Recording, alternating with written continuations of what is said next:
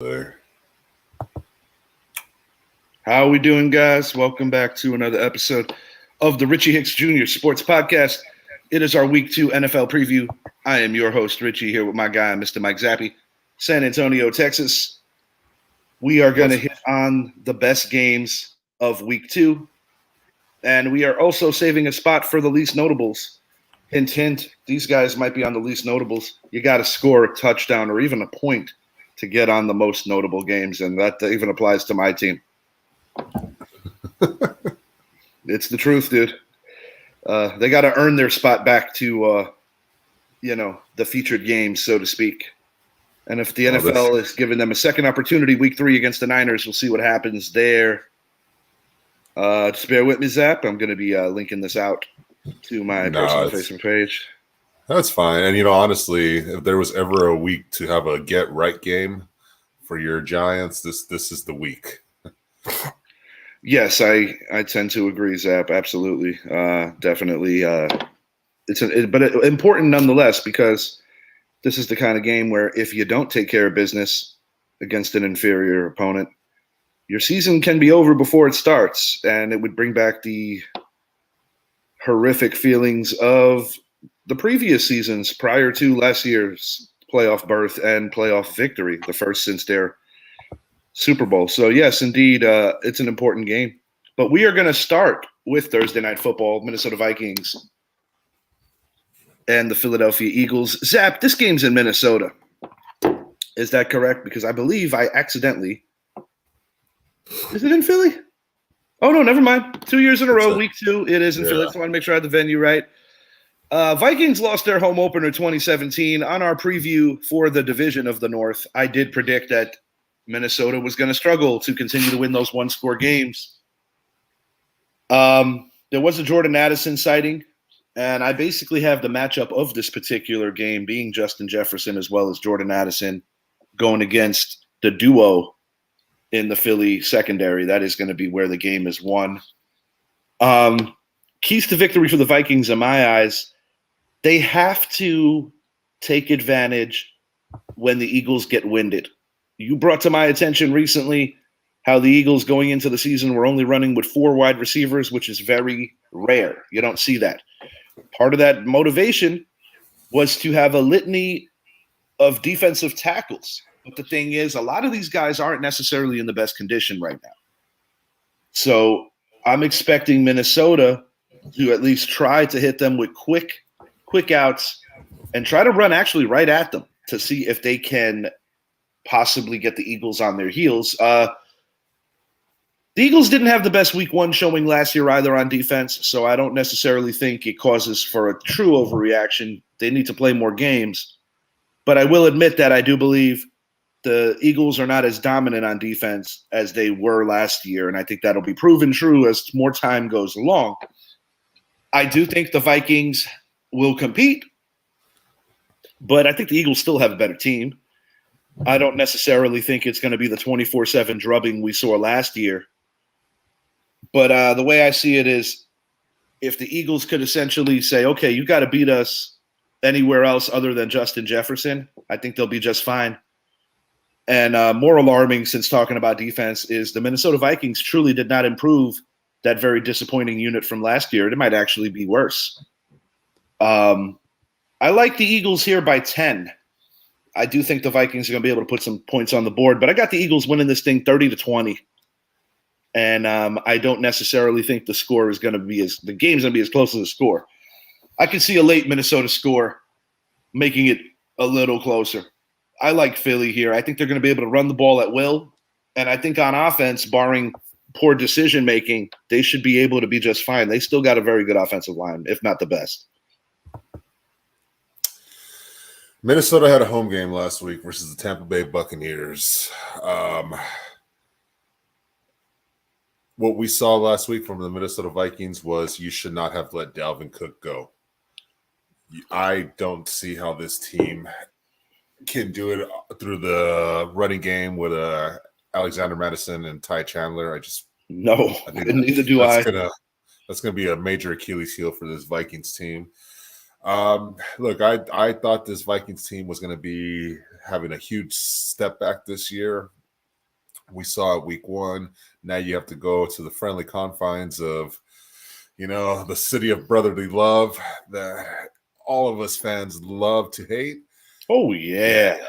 And then you had to do it last year with a better team. Lost the game 24-7. I'm going with a very similar type of score, 24-13, Eagles. While they will be starting off 2-0. I need to see a lot more from this team. This is a kind of game where Jalen Hurts should be passing for about 240 yards, 2 touchdowns, and running for another 50. If they have another slow offensive showing, then I think it's time to raise concern for this Eagles offense. Defensively, you're playing the Vikings. You're going to have to stop. Pretty much you have to stop JJ, and Jordan Addison looks like he'd be a very good threat for this team. But I think this is the game where Jordan Addison might actually get a comparable amount of targets, because I think the Eagles are going to do everything to force Minnesota to have to go elsewhere, and I think that's where the Eagles ultimately win the game. Interesting fact, not sure if it's a fact because this was a year ago, but these two teams did play in this same venue literally 1 year ago. And if I'm not mistaken, you picked 24-13 as your final as well. We would have to revisit that video to see if there's even remotely true, but if that is indeed true, I think it's kind of funny. Well, I was on the 24-point train for the Eagles last year, and that seemed to have been their threshold. They scored 24 points, they win the game. So that's and the Eagles had a propensity for not scoring in certain games in the second half, but that's where their defense would show out, and in the first half is where they would score most of their points. That was an interesting formula that actually did work quite well for them. Is Elijah Penny going to be active? I know he wasn't active in week one. He's not quite on the totem pole of running backs yet. They were running with Boston Scott, DeAndre Swift, and Kenneth Gainwell last week. Rashad Penny? Yeah, last week he was not active. Let's find out. I believe let's see. Well, we do know that the Eagles did take a major loss with Nakobe Dean. He's out for a while. Yeah. I don't think this is necessarily the opponent that truly could take advantage of a loss like a player like him. But I do think that as the season moves along, undeniably a very talented player, and that is indeed a big loss. No, so they just have Rashad Penny as the 4th-string running back. So it's a matter of whether they do actually give him carries or not. So, all right. So to my fantasy heads, don't play him this week. We're going to move it over to Monday Night Football, the second part of Monday Night Football. We've got the Cleveland Browns heading to Pittsburgh. Browns looking to go 2-0 after a dominant 24-3 performance against a very fragile Joe Burrow. I said on the show, as did you, that he didn't have business being in that game. As the Steelers' offense goes, they were shut down, and their defense gave up huge plays, mainly to Brandon Ayuk. Brock Purdy was able to have a cup of coffee back there. There were a couple of instances where TJ Watt was able to get into the offensive backfield and cause some havoc, exploiting one of San Francisco's weaknesses at the tackle position. Keaton Lyon, I think the Cowboys are going to win against the Jets. I think you're right, and we're going to speak on them towards the end of the show. Pittsburgh needs this game more than Cleveland. Let's get that out of the way. I'm not overly blown away nor surprised that the Cleveland Browns defeated the Bengals again. Over the last 4 years, I think their record against them is like 5-3 or something like that, 6-2. They've had their number, even going back to Cincinnati's AFC Championship victory. It's a tough place to play, especially when the weather's crappy. But this is the week that I think the Pittsburgh Steelers get right on offense. I don't think the Steelers are as bad as they looked. I think similar to what the New York Giants experienced, it's a credit to an angry 49er team, just like I say it's a credit to an angry Dallas Cowboy team as well. Those two teams were the closest NFC teams to representing the conference outside of the Eagles. The Eagles obviously did win the conference. These are two teams that are in prove-it mode right now, and they have a chip on their shoulder. I like Pittsburgh in a tight one. I'm going to go 24-20 Steelers, and I think it might require a 2-minute drive towards the end of this game to get that done. I think Cleveland is going to give them all they could handle, but I just like Pittsburgh at home. I do not see Pittsburgh losing 2 consecutive home games to start the year. Cleveland might get revenge in the dog pound, but in Pittsburgh, I like the home team here. Yeah, Jim Schwartz is going to dial up some good defensive schemes versus the Steelers offense. He's going to bring the heat. He's going to test that Steelers offensive line even more. We saw the Steelers have troubles with the 49ers defense. This Cleveland Browns does not bold the same kind of defensive unit, but they are a very good defense. Man, I'm going to take Cleveland to go into Pittsburgh and win this game 20-17. What I saw from Pittsburgh offensively last week was not what I was expecting. So now I'm turning to the you need to show me before I hop back on that train. So you did prematurely say that these guys were going to represent the AFC and play your team in the Super Bowl about a week or so ago, before the season started. So I guess you're basically acknowledging that you have second thoughts about that. I'm not having second thoughts about it as the season is very young. 0-2 is not a death nail. The other teams have proven that. Yeah, it's not a death nail because you got to look into the fact that Cincinnati is lost their first game. Baltimore did not look exactly dominating in their first game, and they can actually lose this week. And this Browns team, they're going to be starting 2-0 probably. Is it sustainable for a whole year? Maybe. This we have to see their offense get going. But I like their defense, I must admit. If this game was in Cleveland, I would probably not hesitate to take the Browns. I just have to put my money on Mike Tomlin getting his team prepared after being embarrassed by a better 49ers team. A better 49ers team not only than the Steelers, but a better 49ers team than last year as well. I know it's only one game into the new year, but I do think Brock Purdy is starting to show that he's not just some flash in the pan. That offense works for him, and he works for that offense. But, there's a lot of football left, but, you can't – it's hard not to be like, wow. You have 2 Super Bowl contenders in the NFC that knocked the crap out of 2 iconic franchises on the road and made it look rather easy. So, you have to give a world of credit to both, the Cowboys as well as the Niners in their week 1 performances. It's got to. And now that I think about it, actually, I'm going to take that back. And when I think about the 2 most unprepared teams of week 1, it was your team, the Giants, and secondly, it was the Steelers. And I think the Steelers they lost that game mentally at kickoff. Now that I really think about it, I think Mike Tomlin is going to have this team better prepared. Defensively, they didn't look bad. No, it's just when your offense couldn't move the ball, your defense was on the field a lot more. I'm gonna flip it. Steelers 20-17. All right, so we're in agreement after an extra point that I made, and you have done that to me before on the show, where you make a point at the end. I'm like, yeah, wait a minute. You even did it on a division preview. All right, keeping it in the North, the Baltimore Ravens and the Cincinnati Bengals.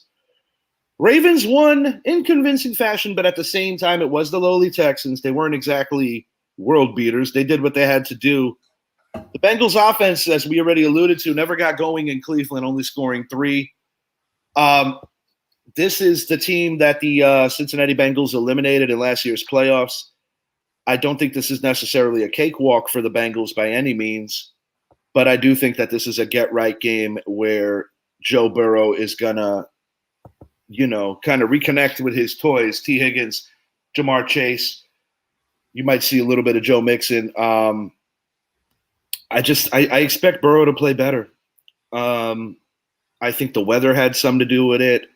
I think possibly mentally, being slightly worried may have had something to do with it. But to be frank with you, I don't think the Baltimore defense is better than Cleveland's. And in time, I think it'll be proven that the Baltimore defense is also not going to be better than Pittsburgh. So take that as you will. This is one of the toughest divisions to forecast. Having said all that, I like the Cincinnati Bengals in a close one. I'm going to go Bengals 27, Ravens 23. And I think similar to the game that we just highlighted, it might take a final 2-minute drive, but I like the Bengals to win this thing.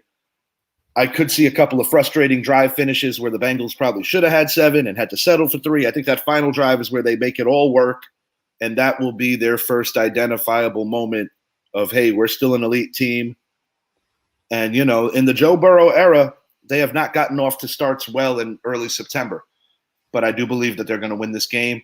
On the Ravens side, devastating with the J.K. Dobbins Achilles tear. The poor kid just can't catch a break. I feel for him. I really do. Often injured Odell Beckham Jr. Was good to see him running routes out there. Nothing spectacular, but, you know, it's going to take time to get back to game speed. Zay Flowers should be and will be the main man in that receiving room. But I'm going to call it now. I think we're going to have one signature Odell catch in this game, even in defeat. Joe Burrow.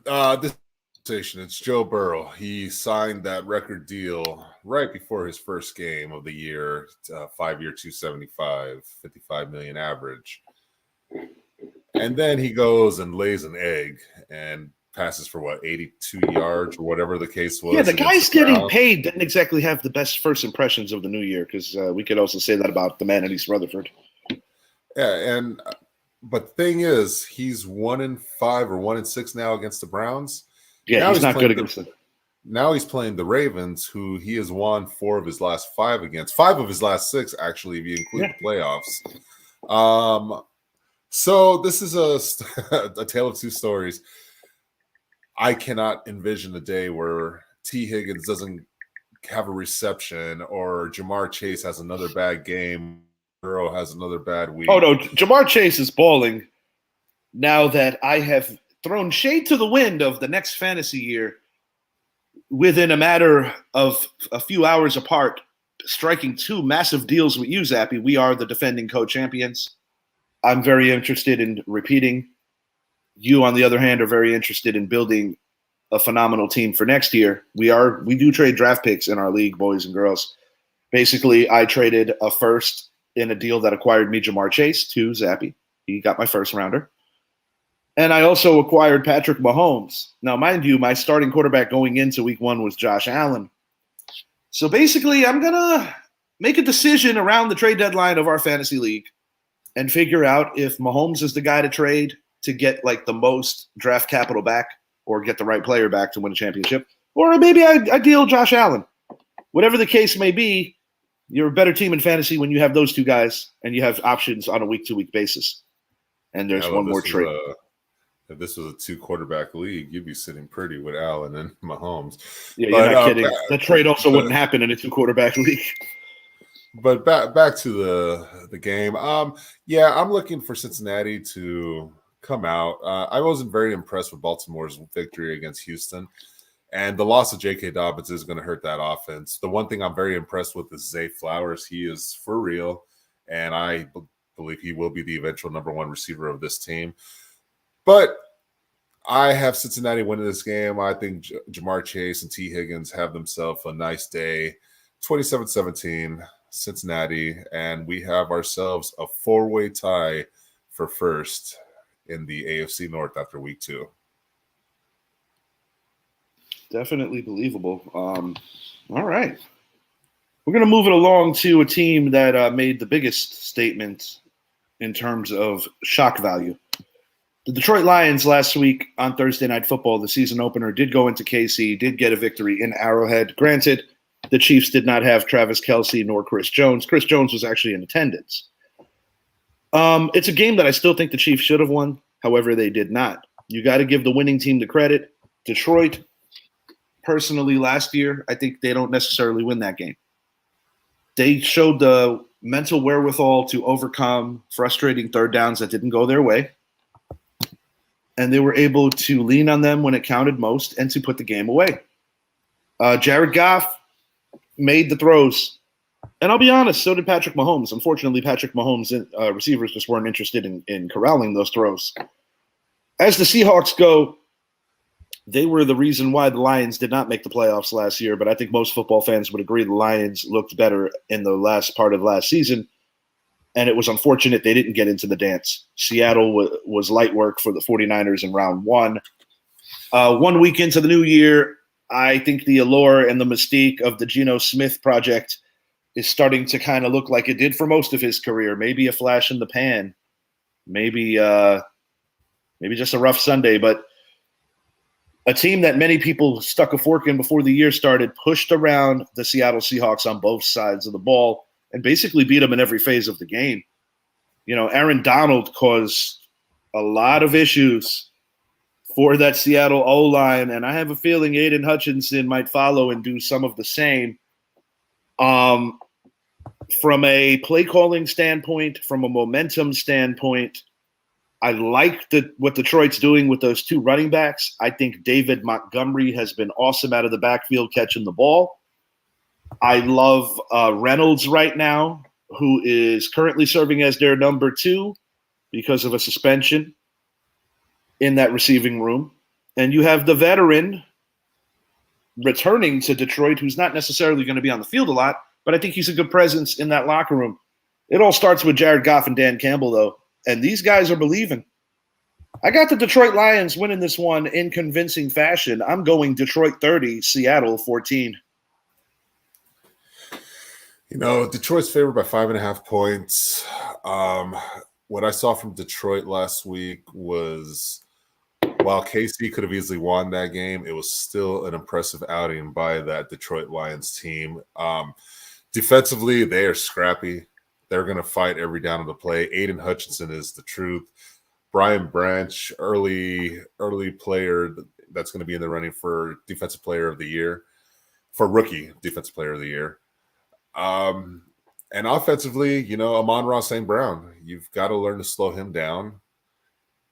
This Sam Laporta, he's going to be a very good tight end in this league. I like this Detroit Lions offense. And as far as Seattle goes, we have a year of film now with Geno Smith, and that was on full display last week against the Rams. It looked like the Rams of their Super Bowl season, which Indeed. Is weird because all you know from that defensive lineup is Aaron Donald. Everyone else, I can't tell you who they are.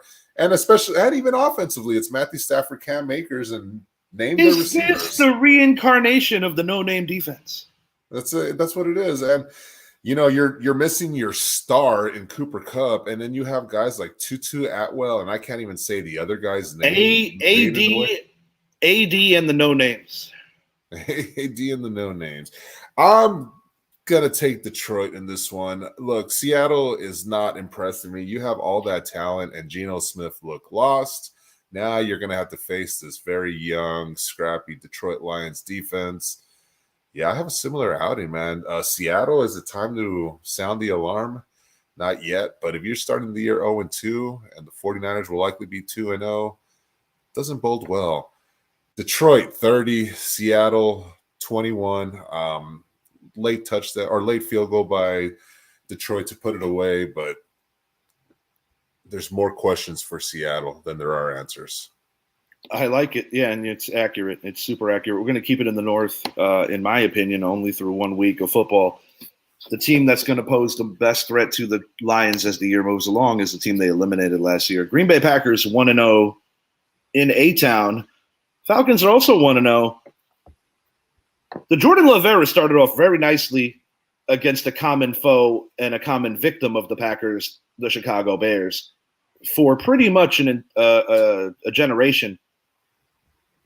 We saw Brett Favre, then Aaron Rodgers, brutalize and just haunt and just be a thorn in the side of this Chicago Bears team. Coming in, the Chicago Bears, you're talking about Justin Fields. You're talking about an offense that has always looked for a franchise quarterback, finally potentially got one. But the story was Green Bay's defense. The story was Aaron Jones. The story was Jordan Love coming into that situation and the moment not being too big for him. quite frankly, Jordan Love looked like a guy who has been in that offense for a very long time. I mean, similar to the man he replaced, Aaron Rodgers, he soaked up everything he could by watching the guy in front of him. And one thing you got to say about this Green Bay Packer organization is that they always get it right at quarterback. I mean, people remember Favre, and maybe they don't remember even before that, but the guy that Favre replaced was actually a Pro Bowler too, Don Magic Man Majowski. This team has been getting it right at quarterback pretty much as long as I've been watching football. As the Atlanta Falcons go, I really like the combo of Algier and the rookie Bijan. I think that's the key to victory for the Atlanta Falcons. They're going to have to deploy both these guys, split backs, giving them a fair equal share of work to have the best chance of winning this game. I said it before the year. I say it again. I think Green Bay's defense is a lot better than people realize.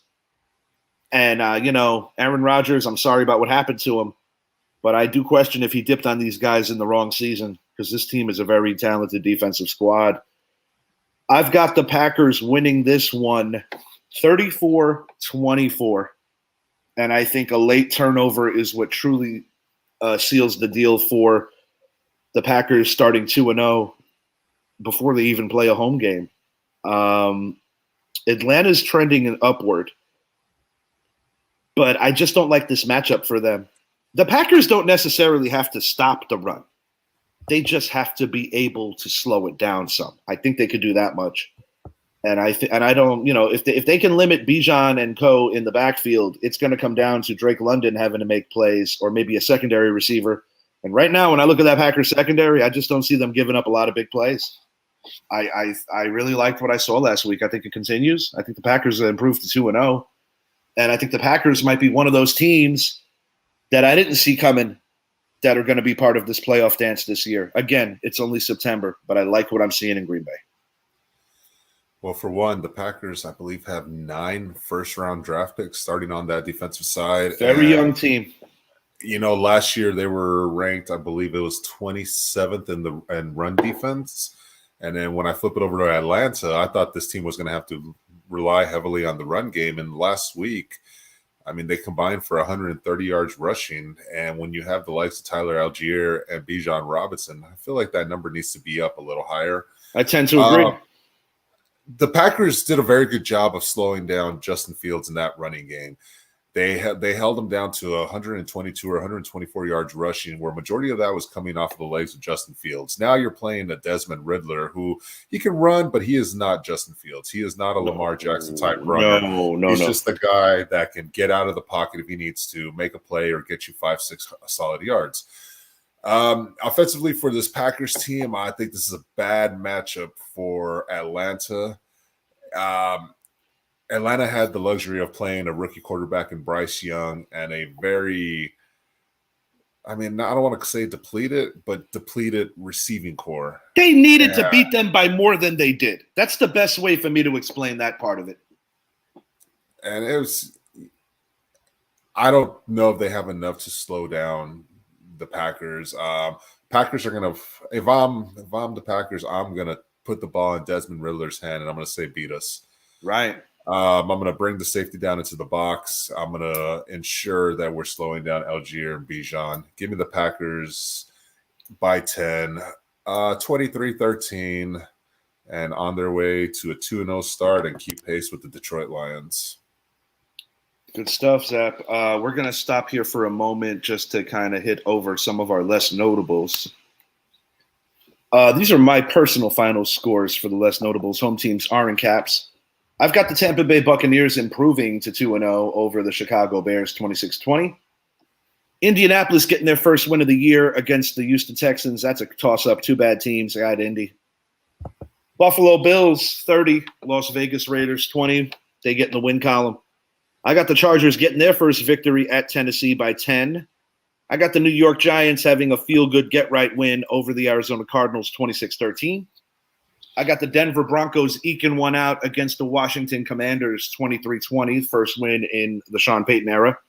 And I've got the Carolina Panthers upsetting the New Orleans Saints. I didn't see a line on that game. Carolina happens to be home. My assumption is that New Orleans has to be the favorite just because of recency. But I wasn't overly wowed and wooed by New Orleans last week. And I know it's not Drew Brees. I know it's a different era. But New Orleans doesn't play good in Carolina. They usually get them in the dome and vice versa. And then that division in general, as Eric Perry would tell you when he was on our show as our guest for the South preview, it holds true most of the time that in the South you get a lot of splits and you get a lot of home teams winning. I just think the Carolina Panthers are going to frustrate Carr into some poor mistakes, similar to the ones that the guy that he beat last week made, Ryan Tannehill. I could be out of my mind picking Carolina, but I just kind of got that vibe that Bryce Young gets his first win as a pro. Okay, I like it. I'm going to disagree with you on a couple of the games, actually. The most intriguing game, in my opinion, of this lineup is going to be the Titans hosting the Chargers. I'm going to take the Titans to actually win a close game, 23-20. And then you have the Commanders losing to the Broncos. I have the Commanders defeating the Broncos with that defense. The interesting one, though, while it's a get-right game, New York traveling to Arizona. Here's some scores for you. 26-7, 27-21, 23-0, 25-14, 24-17. The Arizona Cardinals have won 5 of the last 6 meetings versus the New York Giants. And sometimes when you're facing a team, you might be better than them, but it's a mental aspect. Oh, man. Am I going to do it? Am I going to do this to you? No, I'm not doing that. New York Giants are going to win this game. New York Giants will win this game. To be fair, during the better part of Kyler Murray's career before Call of Duty took over his playbook,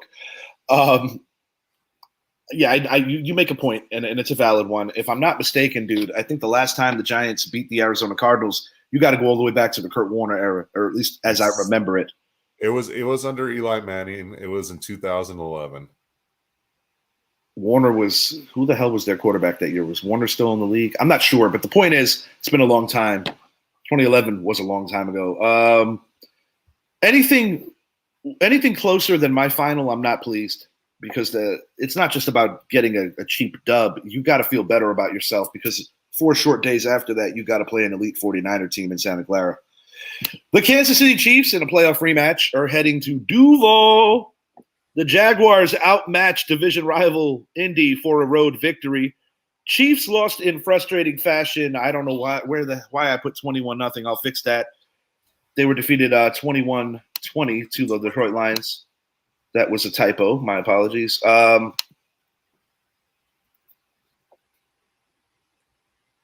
Travis Kelce, I think, is looking like he's trending to actually play in this one, and it's going to be very important. They need him. No resolution quite yet with the Chris Jones situation. I don't know how long that's going to take to figure. But on the bright side, it's resolved. Oh, they took care of it? Yeah, I sent out a message to everyone. On Monday, him and the Chiefs agreed to a 1-year reworked contract. He will be in uniform this week. So since he's not going to be at the game, can I have his seat? Yeah, I mean he'll be at the game.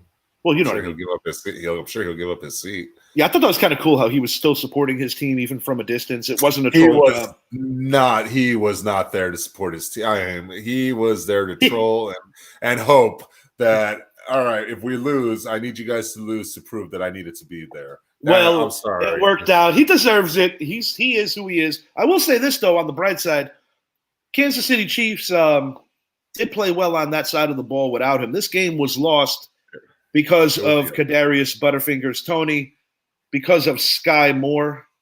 A young receiving core. Young receiving core, absolutely. And when you lose a Juju Smith-Schuster, not claiming that he's a number one, and when you lose a Mecole Hardman, not claiming that he's a number one either, these are familiar guys that had that routine down with Mahomes. Travis Kelce goes without saying he is their best receiver. And personally, I think the loss of him in one game was more evident than even all of last year when they didn't have Tyreek Hill. If Kadarius Toney ever truly applies himself, he could be to that offense what Tyreek Hill once was, but I'm not putting any money on that. Going back to his stint with the Giants, I do question his work ethic as well as where his brain is at. As the game goes, I think Kansas City is going to pull this out. I think they get their first win. I did watch parts of that Jaguar game last week, and while the win's a win, they didn't exactly impress me. Indy's a bad team.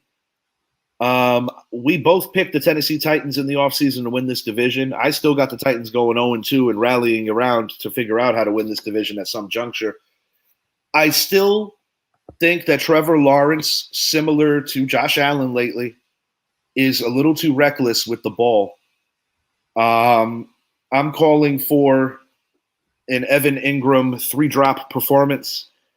I'm calling for Trevor Lawrence getting sacked multiple times and coughing up the ball twice. I think the Chiefs win the turnover battle. And I don't think it's going to be as close as many people feel. I think they're going to come in here and they're going to make a statement. I got the Chiefs winning this thing 34-20 convincingly and humbling the Jaguars and saying, yeah, you guys are on the rise, but you're not here quite yet. Chiefs really need this game more than the Jaguars do. And let's be honest, the Chiefs win these games when they need to. I'm gonna go the other way. Oh God! Sound the alarms. Come on, dude. Not like that. But the Chiefs need to make a deal. There's a guy in Tampa that I think fits their offense. He would make sense. I agree with you there. He would make sense. While I love that Kelsey is back, this Jaguars team is hungry and does not forget how the season ended last year. They gave Kansas City a battle in that divisional game and only lost 27-20. While, yeah, the Jaguars, it took AR-15 to really give that game away towards the end. I think the Jaguars are going to pull this one off. And it's going to be because Kelsey and Mahomes don't have enough help around them. They need another receiver in that lineup. I don't like the receiving core. I like Rashee Rice, but he's a rookie. Sky Moore, you've got to show me. Kadarius Toney, I mean, this is not something that was a 1 week thing. We saw this while he was a Giant. We saw this while he was in Florida. He drops a lot of balls. No, I get it. My thing is this. We know how bad they played against Detroit. It only resulted in a 1-point loss.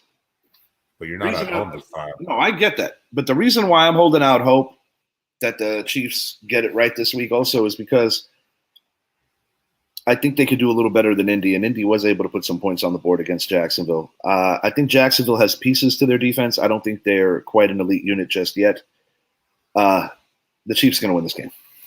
And Patrick Mahomes is going to lead King Richard to his first victory over the Zap Attack, who made the untimely trade, not realizing we were playing each other this week. No, it was nothing untimely. You're like, pack it in, baby. Pack it in. I already knew I was weak at running back, and I just didn't have a team that was going to be sustainable for the rest of the year. Give me the Jaguars 31-27 with a late drive by Trevor Lawrence.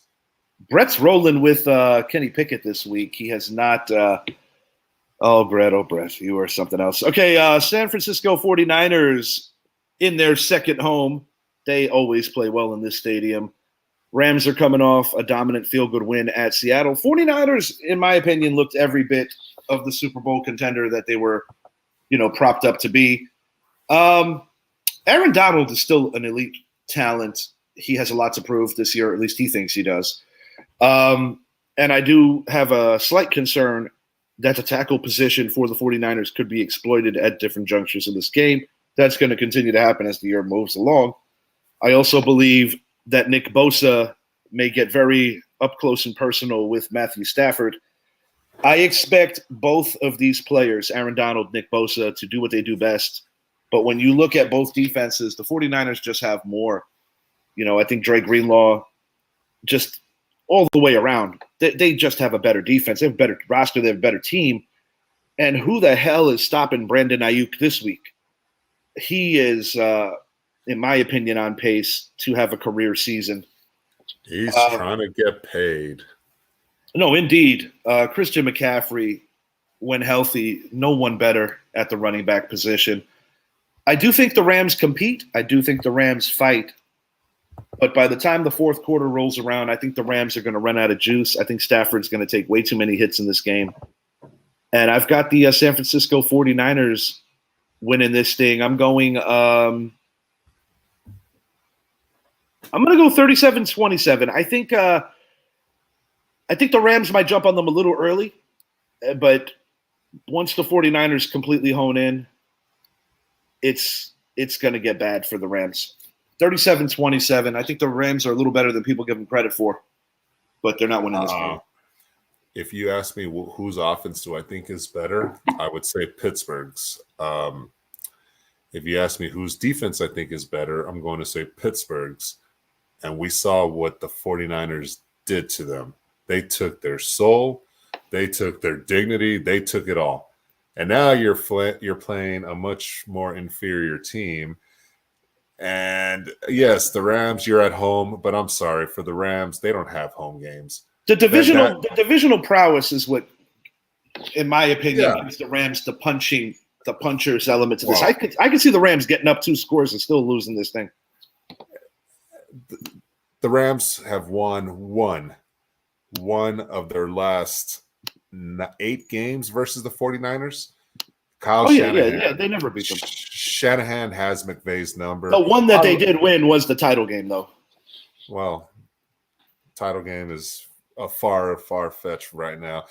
Niners, running away, man. This Niners team is not only made a statement last week, they're going to continue that role. It's going to set up, I'm telling you, week 5, San Francisco, Dallas. That's the matchup everyone's looking forward to.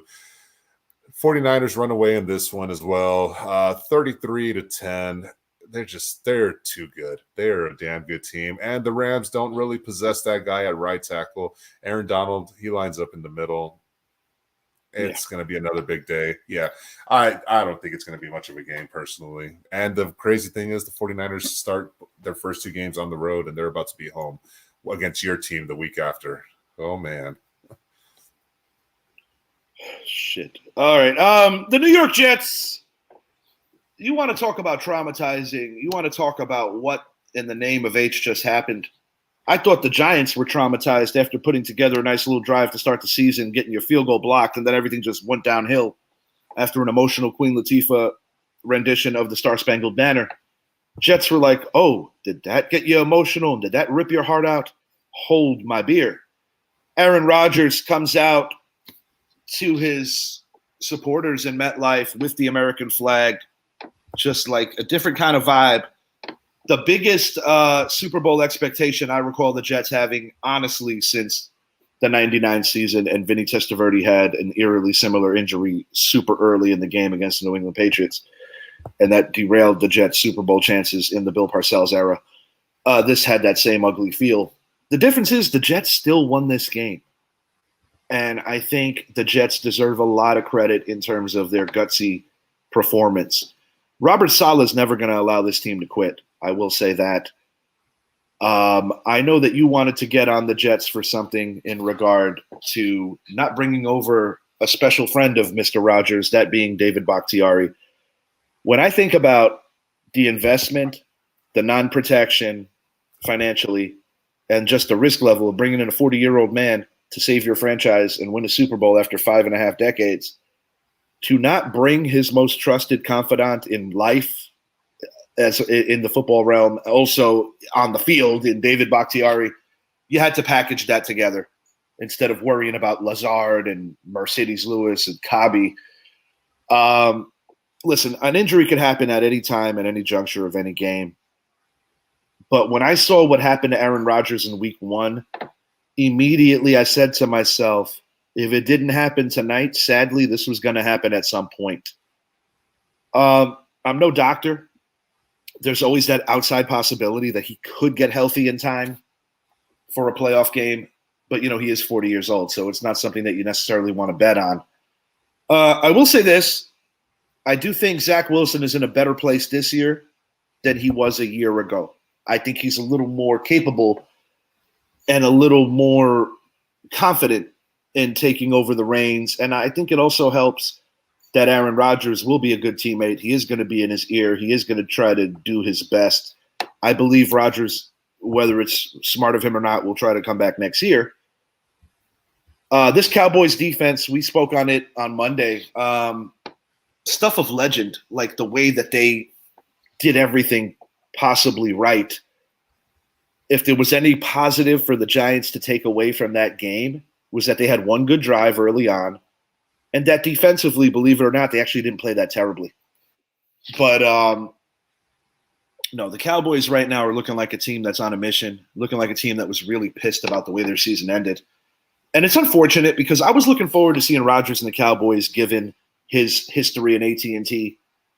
I think on heart alone and on defense alone, this has the makings of a low-scoring football game. But when I think about who's more likely to make a mistake in crunch time, it's the Jet quarterback. It's not Dak. You know, Dak doesn't have to do an awful lot to make things work when his defense is doing what they've been doing. I think the Jets are going to keep this respectfully close, but in the end, I still got them losing by 2 scores. I'm going Cowboys 27, Jets 17. I think the Jets will hang around. I do. But I have a feeling that Dallas is going to score at least once on defense, possibly twice, or the second score the defense sets up. I just it's too much right now for the Jets to overcome. I do think the Jets could still be a playoff team. I will say that. I do have a strong belief in their fortitude to come back. But this week, it's just not the matchup. Dallas by 10. The Jets' approach this year now is going to be the same approach that Dallas has. Play great defense, run the ball, and try to keep the ball out of your quarterback's hands and avoid him having to throw the ball 45 times in a game. Mm-hmm. The Jets are in for a firestorm. Dallas got 7 sacks, should have been 9. I still don't understand why Michael Parsons' first should have been sack was counted as a tackle. It was still a sack. This is not college football rules. That's neither here nor there. Zach Wilson, look, he played great. You know, he kept his composure, and that Jets defense set it up and made it physically as easy as possible for them to come back and win that game against the Bills. Now you're going to face Micah Parsons and this ferocious pass rush. I said it this way: Dallas defensively, we know what they are. They're a team that's going to get after the quarterback. They are fast, and you're not going to intimidate this team defensively. Offensively, while the Giants' defense looked decent, I put that more on the fact that the Cowboys' game plan offensively, you didn't really need one anymore. You blinked your eye, it was 16-0, and it was kind of like, all right, Dak, well, we kind of just need you to manage the game from this point on. I know, like I said, I know what we have. I need to see more from our offense. This is the game that you need to see it. You're facing a top 3 defense. I need to see Dak establish a good 2-3 scoring drives and just not make any stupid mental errors. Give me Dallas 27-10. Close to what my score was. This Jets offense just is not it. They have better weapons due to Aaron Rodgers' arrival, but I can't trust Zach Wilson, especially not against this pass rush. They're going to be up him, and they're going to force him into 2-3 turnovers. And give me a pick 6 by Trayvon, and give me a 3-sack game by Micah. Look, I've got the New York Jets. You had Broderick Jones. He was sitting there, and you traded back with the Steelers. Yeah, you should have brought in a tackle. Aaron Rodgers voiced his displeasure about the blocking schemes, and that blocking scheme has now possibly ended his career. And now you're going to rely on Zach Wilson to get out of the pocket? No, Dallas is going to have a field day. I've got Zach Wilson throwing for more yards than Dak, mainly because they're going to have to. Because I have a feeling that Dallas is going to control the Jets' running game, and it's going to force the Jets to be imbalanced on offense. I think the Jets' defense picks off Dak once. I've got Dak throwing for 1, getting picked once and throwing for under 200 yards, but I also have him at a high completion percentage. And I do believe that between the Dallas defense and being in some favorable short yardage situations, you're going to see the Dallas running game get going in a healthy way. Dak will throw for 250. I see something similar in terms of yardage to what happened in MetLife. I just think that when the gift wrap comes off of this Dallas offense, it will actually be in a game where it is going to happen. Because right now, the way the schedule has broken, between the inclement weather and Dallas's defense in week one, like you said, kind of setting the table for the offense to have a night off. And this particular week, when you're being tested by a legitimate elite defense similar to yours, I don't think these are the weeks that those offensive numbers are going to be up. But I look for short field situations that are very friendly for Dallas. I could see Dak testing Sauce Gardner one time and maybe not succeeding. And that might actually be the lone highlight of the Jets' day. The reason I have the Jets scoring 17 points is because of the fact that, just like the Cowboys, I think the Jets could get some short field situations, forced by punts, things of that nature. I got 4 turnovers in this game, 3 of them committed by the Jets, and that ultimately is the difference. I got Wilson throwing 2 and giving up 1 via the sack. I don't think Wilson throws a touchdown. I don't think he does anything. Could be rough, man. We're going to find out. We're definitely going to find out. In terms of veteran help around the league that the New York Jets could bring into this quarterback room, I'm not overly endeared with the choices out there, but something tells me it's going to be Carson Wentz. Me personally, the guy that I would bring in, I would actually take a flyer on Cam Newton to be the backup, and if Wilson stinks it up, give him one last shot, because I like the idea that Newton could still run a little. I actually do mean that. It's not Nick Foles. It's not CK7. It's not Matt Ryan. It's not Joe Flacco. I think Cam, believe it or not, out of the guys that are still hanging around in football shape, so to speak, I think Cam is the best of the bunch. That might not be saying much, but I will say this. If you revisit his lone season in New England, Cam was actually playing rather well before he got knocked on his ass with COVID and then came back and just didn't perform well. By no means do I think that Cam Newton is still a starter in this league, but I do think that on a given Sunday, he's still a player that can help a football team. And I do actually think that he fits into what they could potentially do. I don't think they're going to go after anybody. I think this is going to be Zach Wilson's team. But if there is going to be somebody, I don't think it's going to be through free agency. I think it's going to be through the Saints. His name is Jameis Winston. I didn't think about that, and that's actually a good shout. That could make sense. He has a big arm. The thing with Jameis, he still has a big arm.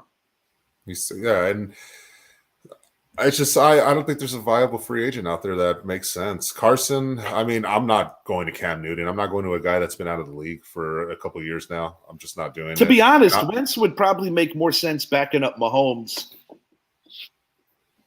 If you wanted to upgrade that. Wentz might make more sense going back to college and relearning how to play the quarterback position. Jesus Lord. On that note, we looked for better quarterback play this week. There were a lot of duds. If your name wasn't Tua Tagovailoa, there's a distinct possibility you did not have a good Sunday at the quarterback position. A lot of notable fantasy heroes were definitely on off weeks last week, for lack of a better word. There was quite a bit of that going on. The rookies are the rookies. They're going to continue to learn and go through the trials and tribs of being an NFL quarterback. Until next time. He is Zappy, and I am Richie. If you haven't already, please make it a point, like and subscribe to the channel, the Richie Hicks Jr. Sports Podcast. And if the Giants can at least win by 2 scores, like I'm asking them to do, they just might be one of our featured games for Week 3. That's actually more responsible because of the lineage of the rivalry and the fact that we're playing the Niners. Not the way I want to start. Oh, God. I'm saying to myself, I was looking at what you did. I'm like, what's going to happen when we get these guys? 20-17. That was going to be my score if the Cardinals won. Oh, if that's the case, then that's just as bad as a loss in my eyes. No, I mean you guys losing 20-17. Dude, after what I saw with the Giants in Week 1, not only am I convinced that they can't necessarily beat the Arizona Cardinals, I'm questioning if they can beat my Pop Warner team, the Elmont Cardinals.